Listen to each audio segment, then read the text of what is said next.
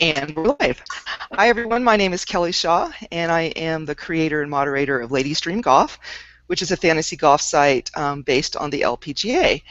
And I have some very special guests with me tonight. I'm really excited.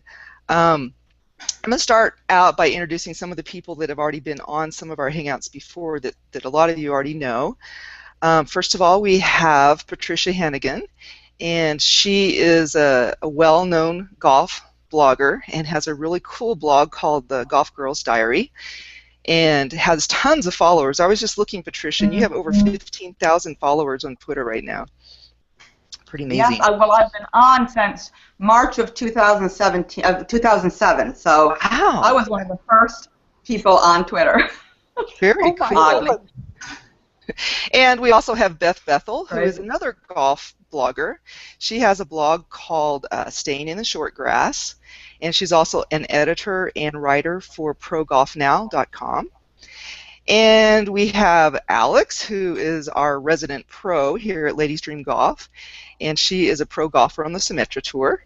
And our special guest today is Brittany Benvenudo, who is another pro golfer on the Symetra Tour. And Brittany, since this is maybe the first time some of my listeners have met you, can you spend just a minute introducing yourself? Yeah, absolutely. My name is Brittany Benvenudo. I consider myself, I think I'm like a third-year pro on the Symetra Tour. My first year I didn't have full status, so this is my second full year on the Symetra Tour. I'm originally from Philadelphia, Pennsylvania. That's where I grew up, but I went to college at the University of Arizona and played golf for them. Wasn't really sure after college if I wanted to play professionally, but I started working with my coach, Susie Myers, down in Tucson, Arizona, and kind of committed to her process and changed my game around, and I've been playing on Symetra for about 30 years. Great. Well, it's really, really nice to have you here, and I know you played a tournament this weekend, you and Alex both, and you played in the final round today, so I know you've got to be pretty exhausted, so thank you so much for taking time out to spend with us. No problem. I really wanted to do this for a couple of weeks now, and this is now that I'm on East Coast time, it works out because Alex has been, texting me, but I'm like getting the text like 3 hours too late, and I'm like, oh, I can do it. And he's like, we're done. Well, so it's great to have you. Let me do a couple of housekeeping things real quick before we jump right in. For those of you who are watching live, I'm going to try to take a few questions from the audience. So if you are on the Google Plus event page, you can post your comments there, or if you're watching on YouTube, you can post questions there on the YouTube event page. If you're on Twitter, you can tweet using the hashtag LDG Hangout. And real quickly, I want to acknowledge our sponsor for this week's Pick 4 tournament. And again, she was our sponsor last week, and she was also our sponsor this week, and that's Angela Dubai from Nerium International. And I haven't had a chance to calculate who the winner is yet, but the winner will get a bottle of the Nerium AD product, which is a very unique age-reducing product. So that's our housekeeping. Kia Classic just wrapped up just a few minutes ago. I was really hoping for a playoff, but I thought it was a really nice finish. And when Christy Kerr gets that walk going, she's very hard to stop. So I'm really interested to get everyone's thoughts about the tournament. And Beth, I'm going to start with you because I always start with you. You do, don't you? Well, it was good that she won. I was really pleased. She's been a long time getting back to this, and I was kind of disappointed that with the TV commentary, where there was a lot of, well, Christy Kerr hasn't won for a long time, and she's been since 2013, the King's Mill, and so on and so forth. But what people seem to not be computing is that Christy Kerr became a new mother last year, and she kept up her golf as she was learning how to be a mom. As a mom, I would say that I needed to take some time off to learn how to be a mom. the fact that she was able to keep going out there week after week after week and keep pushing it was something that nobody seemed to put in the equation. But she's got her balance back now. I think Christy Kerr is back in the mix, and I think that we're going to see more of her. She was sharp. Oh yeah, she was hot as a firecracker. She was on a mission today. And Yes, Patricia, I know you're a big Christy Kerr fan because you pick her almost every week in fantasy golf. So I'd be really interested to hear your thoughts. Well, I am so happy. I got to know Christy when I did some of the copy for her website way back in the earliest iteration of it. Oh, and wow. I did a little bit of copy for her Curvature's wine site, went to a couple of her events, and I was always so impressed with her tenaciousness and her determination. And then, of course, I mean, she's a lovely person to spend time with. I spent some time out at her house in Scottsdale, got to know her husband and her dog. At that time, she wasn't a mom, but I was just so impressed with the way she, you know, she did it all even then, the working out and the playing rounds and the cooking and taking care of this husband, this very appealing husband of hers. I mean, it was just a great time, and I've been a fan ever since, really. Wow, I had no idea that you actually knew her. That is so awesome. Yes, and yeah, so it was great to see her win, and to win in the style she did with those long birdie putts. It was great.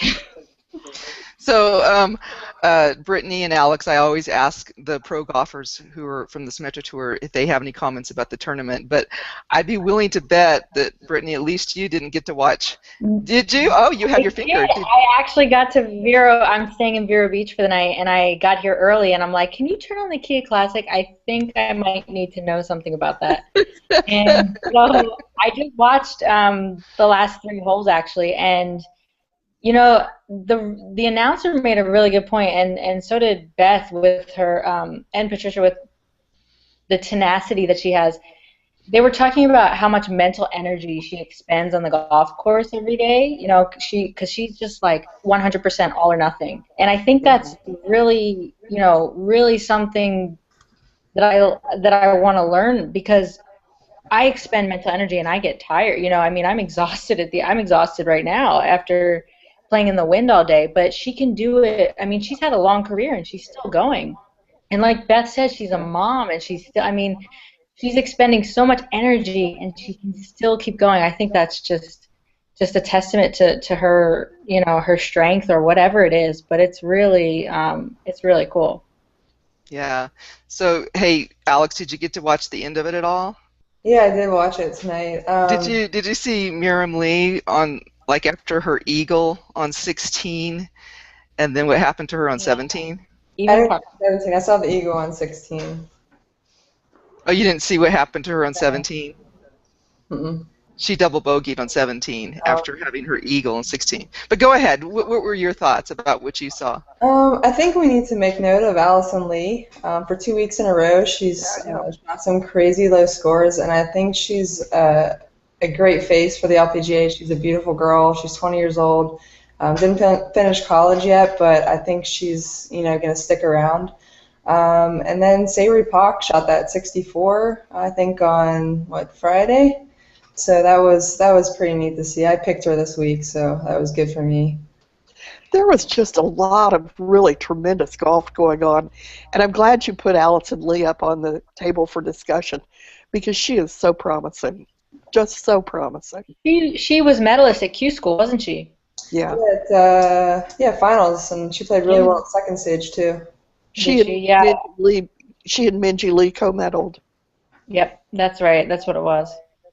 Wow, so another rookie out there just kind of showing us how it's done, huh? Mm-hmm. Pretty amazing. There were some notable cuts this week. I talk about the cuts a little bit because one of the fantasy golf games that I have is called Make the Cut, and what people do is they just the concept is you just pick one player who you think is going to make the cut, and if they make the cut, then you get to play the next week. Otherwise, you're eliminated for the season. And so this is our 5th Make the Cut tournament, and a few people got burned. There was Suzanne Pedersen missed the cut this week, and Aria Tarnagarn missed her first cut of the season, and in fact, every other finish that she had this year, she was in the top 20. Yeah. So she missed the cut, and there was one more. There's one more that I was thinking of. Na Young Choi, and that's her second cut of the season. So there's been lots of conversations about what's going on with Suzanne Pedersen. Does anybody have any thoughts on that? I haven't heard what. I haven't really watched too much of it, so I don't know. Is she? She switched coaches. She left Ledbetter and went to Butch Harmon, which I think is a good move. But I would say so too. Yeah, she might be just in a transition. So yeah. Well, the big news that I saw on social media, and I don't know if this is true, but that she's engaged, and she's sporting an engagement ring this week. That's what I heard too, but I didn't have any confirmation of it. You think she's distracted, Kelly? Well, I think it's possible. That could be distracting. Lucky fiance, that's for sure. Yeah, if the report that I read is correct, this was on a Norwegian news site that I actually had to translate. The guy's name is Christian something. This is the guy who's been kind of lurking around the ropes for a while. I don't know. I don't know. So we have a lot of Ladies Dream golfers who are big Suzanne fans, and it's interesting reading some of their comments because she's still what, number 4, number 5? I don't even know what she is right now. She's still one of the top. Oh, is she still up there? No, I don't think so. Oh, she's still top 10, isn't she? I'll look. Okay, look that up, Beth. So let's see. Any other thoughts about the Kia Classic before we move on and talk to Alex and Brittany about Lake Wales? Well, I think it's a great lead up to this coming week. It was just really perfect. It kind of set it up, and now Christy Kerr, people are going to look at. She's down to 7, by the way. Okay, thanks. She's never won the Nabisco, so I think that is kind of exciting that Christy Kerr got this win now, because it really kind of sets up a lot of anticipation for her winning this major. Yeah, that's a good point, Patricia, that we're moving into the first major next week, and it's going to take a little bit of doing to remember to call it the Anna Inspiration, or the A&A Inspiration. Yeah. How about you, Beth? Well, are we going to talk about the A&A? No. Whatever you want to talk about. I want to see what Lydia Ko does. I was going to bring up Lydia Ko because there was an interesting stat. Her last 28 rounds, she's had 28 consecutive rounds under par, and they've totaled 90 under par. I mean, that's like, whoa. She's 17 years old. I mean, I know everyone keeps talking about Lydia Ko, but how can you not? Like 90 under par for your last 28 rounds, that's impressive. Yeah, that's impressive. She's so cool too. She's just so cool. It doesn't, whether she kind of didn't have a great end to her tournament today, but you wouldn't be able to tell it from looking at her. She was just so composed. Mm-hmm. So, okay. Well, I'm excited to talk to Alex and Brittany about their tournament, because this was the third tournament of the Symetra Tour this year, right? But there's been kind of a several-week break between the second and the third. So it's kind of exciting to see the Symetra Tour back in action. And I know both Alex and Brittany played this week. And I know there was some tough conditions. So one of the things I wanted to ask both of you, and we'll start with Alex. How tough were the conditions out there, and how did you deal with those conditions? I don't have any excuses, but one wave was definitely worse than the other. I think, Brittany, you were in my wave, right? Okay. You afternoon, morning? Yeah. Oh yeah. Yeah. So Friday morning there was just wind. And it was a pretty good wind, but then we had some strong storms in the forecast for Friday afternoon, and they never really amounted to strong storms. It amounted to like a driving rain. So I played 2 holes and I got pulled off for a 2-hour delay, and then we went back out and played 13 holes in heavy rain. And then I didn't even get to finish my round. I had to get back up the next morning and finish my 3 holes and then start again, which then we had really, really windy conditions that basically just got windier as we went. I was in the later wave of the morning on Saturday, so I had more wind than everybody else. So it just, I mean, maybe I just, luck of the draw, I got the, the bad end of the stick, but yeah, we had rain on Friday, and we just had really, really windy conditions, and the golf course itself wasn't in great condition. We got to, move the ball in the fairway.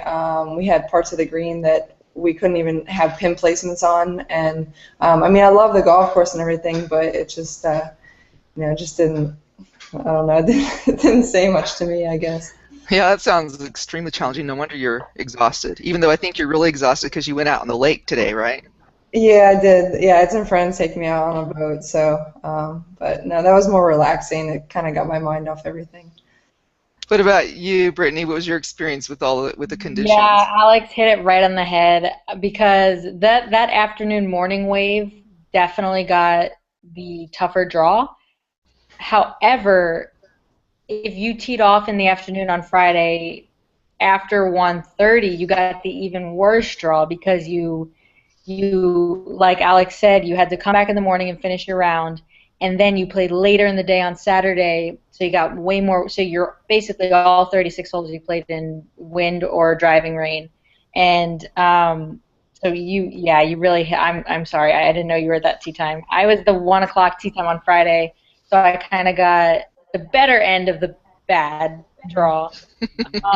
But you're right, and then we really had everything going against us. The weather, and then the course was not in good condition. We played the ball up because the fairways were so burnt and dead. And like Alex said, I mean, I was sitting in a couple of holes on the greens, and my ball would just pop straight up as soon as I hit the putt. And it was really hard to gauge distance. And like today, they sped up the greens all of a sudden, so the girls were kind of hitting them past. It was kind of just an inconsistent week with the golf course, and it makes it kind of difficult because you're just guessing, and we played it up in the fairways, but we played it down in the rough, and the rough was very, very spotty. So it was a lot of guesswork this week, and then the weather didn't help, but the last 2 tournaments felt like it was kind of survival of the fittest. Well, and congratulations, Brittany, for your T19 finish. Thank you. In those tough conditions. And just to give a little bit more information about Brittany before we move on to some more questions, this was your 3rd tournament this year, and you've made the cut on all of yours. And the last time I looked, you were number 7 on the money list on the Symetra Tour. So good playing this year so far. Thank you. Thanks. Patricia, do you have a question for Brittany or Alex about the tournament, or anything else that you want to ask about? Well, I'd just really like to know, because you're the ones who can kind of tell us this, what it is like to be out there on the course in a competitive situation where you've actually got, the pressure of seeing what you're going to be on the money list, or seeing if you're going to get into the next tournament. Is there a way to kind of describe that feeling, or does it vary from time to time? I think it's difficult because it's like don't think about the elephant in the room, like don't think about where you're at on the money list, and all you want to do is think about that elephant. So I was even telling my dad today, he's like, well, you might not have moved that much on the money list, and it's a long season. It's an extremely long season, and it really comes down to the last shot of the it really does. Every year between like 10 and 11 is not that much money on the money list, and I think there's a certain amount of pressure that comes with that, but I think I try to do my best to just stay in the present, which is easier said than done, but really that's all you can do. Yeah, because casual observers can't really conceptualize it. Even if we play in league play, or even I think in club championships, I don't think we're anywhere near what you girls are going through. That's just my perception. No, absolutely. I mean, there's pressure every week, and it's probably more pressure that we put on ourselves. Yeah. But, you know, I think if you lined up everyone on the range and you had those little bubbles above their head about what they're thinking, it Right. would be, oh, I'm nervous, or, you would get some of the same thoughts that the everyday golfer has. But I think these girls on this tour in the LPGA, you just kind of you learn to deal with the emotions, I guess, because you're in it. You're in the ring every week, so you just kind of But learn. I was watching Siri Pack's post-round interview yesterday, and she had a very good round. She had a very good Saturday round. And I can't remember who was doing the interview, but they said, do you ever lose the adrenaline rush that comes with a good shot? And she said, never. Nope. It's always there. And I get the feeling that no matter what level we're playing, and certainly my level it's way, way, way, way, way down in the bottom of the barrel, I still have that moment of anxiety when I step up to the tee. I still have that. I hit a 3-wood shot today, a second shot on a par 5, that left me weak-kneed and breathless. It was so good. Good for you, Beth. Which is, no, I mean, it really, everybody in the foursome was stunned. I mean, I'm a 73-year-old duffer golfer, so I don't hit those very often.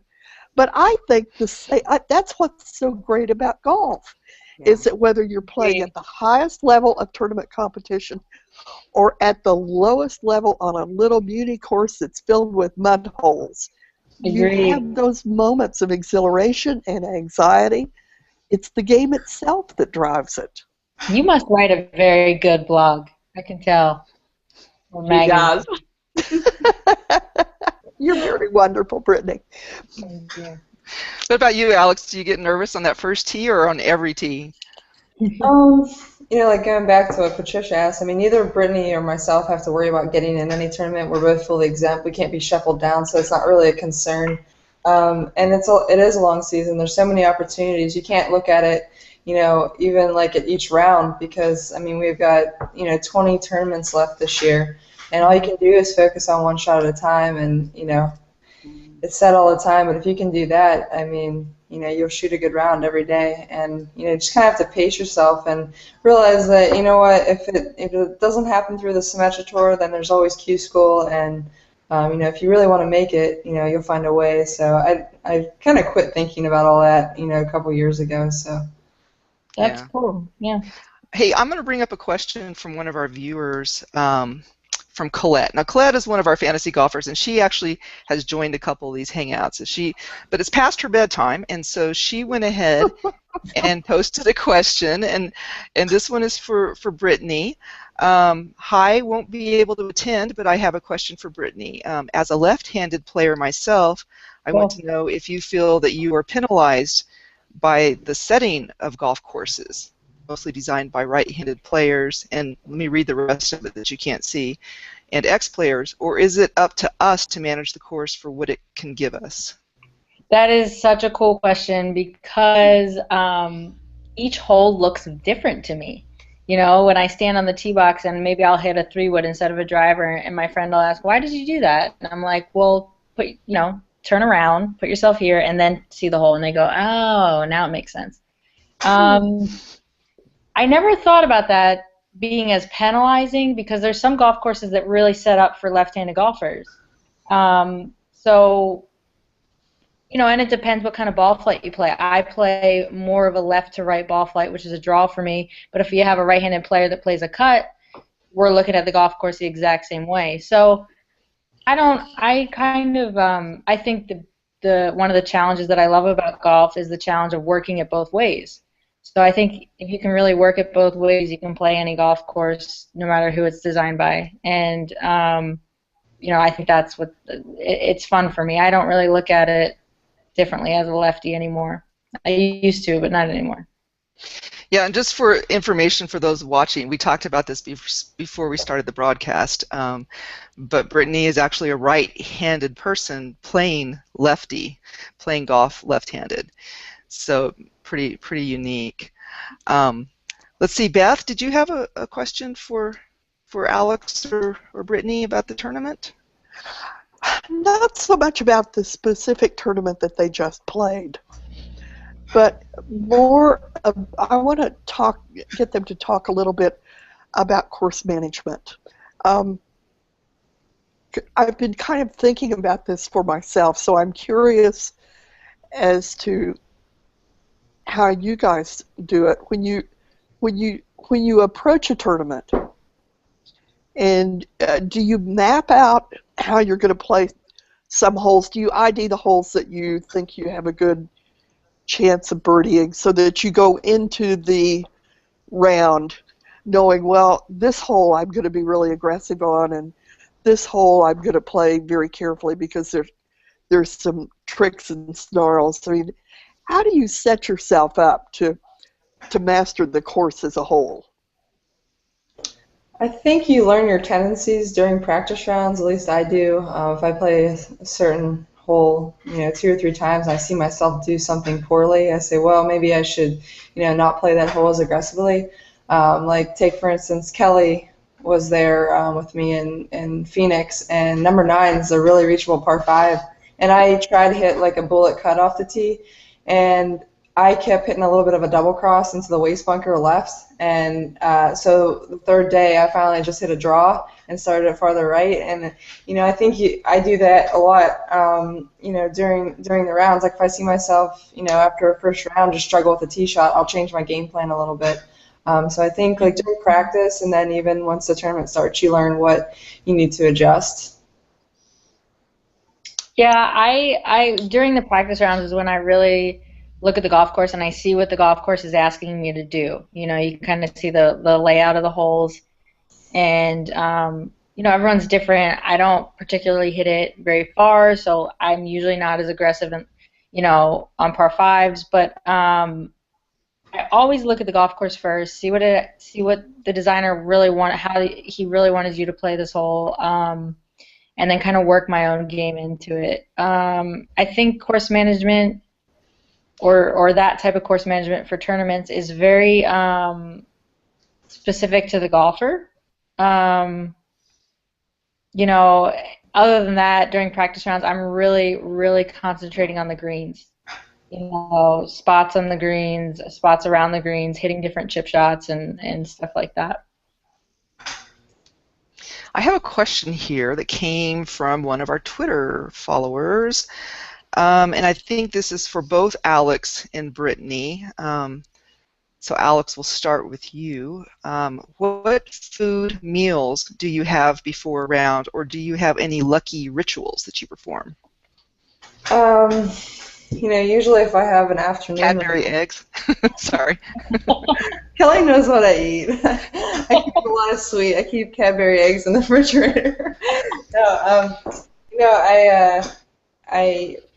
I mean, it depends if I'm starting. If a morning round, I usually have something a little bit lighter, and then I pack my bag full of all these snacks. But, like I have like chocolate milk and protein bars and peanut butter sandwiches and beef jerky, fruit. I just try to keep a steady flow of protein, coming in, because that can affect you mentally if you're not, focused. So. What about rituals? Do you have any rituals?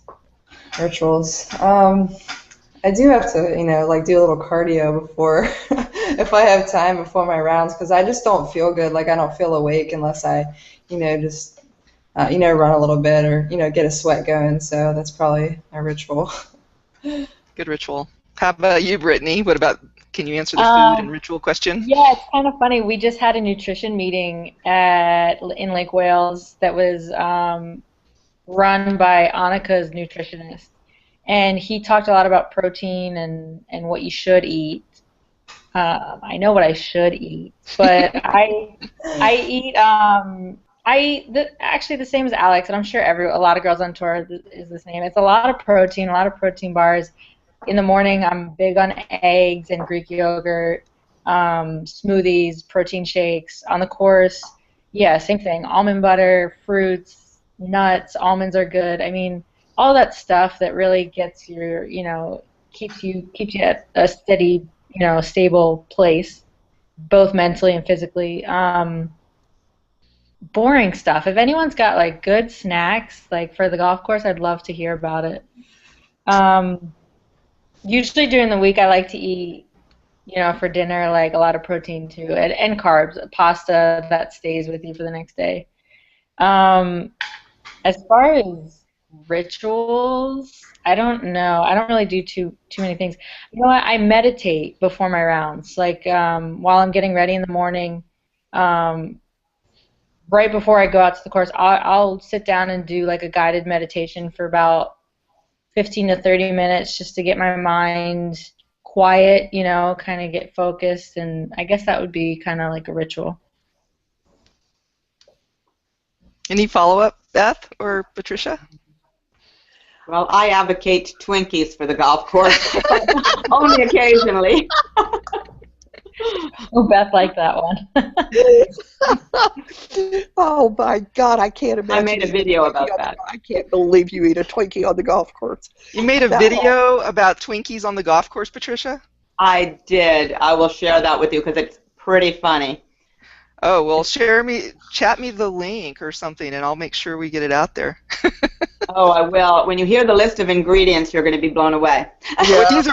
These are you mean homemade Twinkies, or you actually include the list? It's actually the good old Hostess, which is now produced by another company, but same scary ingredients, I think. Yeah. Yes, I know. They are good, though. There's no doubt. We are actually almost up to our 30-minute point. This has been so much fun. And which tournament is next, you guys, for the Symetra Tour? April 16th to the 19th, we have the Chico, the Patty Berg Memorial in Fort Myers. Cool. Is that the one that Nancy Lopez is going to be playing at? Yeah, it's pretty cool. We're going to get paired with, some of the senior players on Sunday on our final round, and Nancy Lopez is one of them. So that is so cool. Nancy Lopez is from my hometown, so I really like Nancy Lopez. And Brittany, will you be playing in that tournament as well? Yeah, it's kind of nice. I'm flying back to Arizona tomorrow, and we have a 2-week break, so that'll be nice. Get to work with my coach for a little bit, and yeah, I'll be at Chico's and Fort Myers, and then the season pretty much goes pretty regularly from there. And then you guys hit the road, right? Yeah, really hit the road. Really hit the road. Well, thank you so much. I know it's late for all you East Coasters, and I really appreciate you joining us, especially Alex and Brittany, because I know you guys had a big weekend.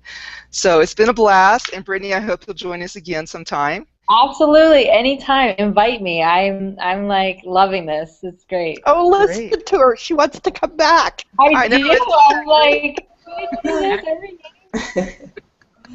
And Alex, thank you for inviting Brittany. Alex has been great about inviting some of the girls from the Symetra Tour, and it's been so much fun adding that extra dimension to our Hangouts. It's just so great meeting you and knowing more about you. So thank you so much. No problem. And we're looking forward. Next week is the ANA Inspiration, first major of the year. And let me just mention really quickly, our sponsor for that tournament is called mygolfinstructor.com, and the winner actually gets a full year pro membership of that golf site, which is like $179 value. Wow. So, and you actually get personal attention from the golf instructor and all that. Oh my! So it's pretty cool. So everybody play next week, all right? Oh, one more thing before we go. I am still planning on doing one Symetra Tour event, fantasy golf, for the South Carolina event. So, oh, good. So Brittany, help get the word out about that, because we really want to get people interested in watching the Symetra Tour and following the players. And I think, getting to play fantasy golf kind of just gets you more interested, and then you want to follow the leaderboard and see what's going on. So help us get that word out. Absolutely, anything we can do. Okay. Well, good night, everyone. It's been a blast. Good night. Thanks, Kelly. Good night, everybody. Bye.